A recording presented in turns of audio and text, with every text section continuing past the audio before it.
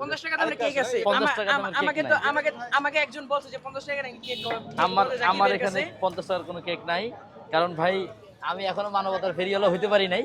যেদিন যেদিন হব, হ্যাঁ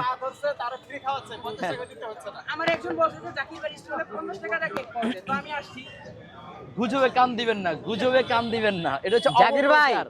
এগুলো ভাই এই যে হচ্ছে- ফ্রিতে টোকেন দিচ্ছে কিন্তু ফ্রিতে মিজান ভাই দেখছেন ভাইরাল হওয়ার পরে আপনারও ভাইরাল হয়েছেন, আপনারও ভাই ফ্রিতে তো- টোকেন দেওয়া ভাই উচিত। তো মানবতার ফেরিয়ালা, কথা বুঝেন না, কিন্তু আমি তো ভাই এখন হয়তো তো ওই লেভেলে যাইতে পারি না। ইনশাল্লাহ যখন যাব আমারও হচ্ছে কি ওই যে টাকা উড়ে উড়ে যখন আসবে আমার কাছে আমিও দিব ইনশাল্লাহ, কোনো ভাই সমস্যা নেই। 1 কেজি গরুর মাংস 800 টাকা আর আপনার একটা কেকের দাম 800 টাকা।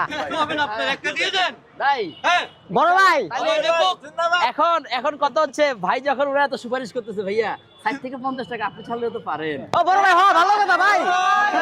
কি ভাই?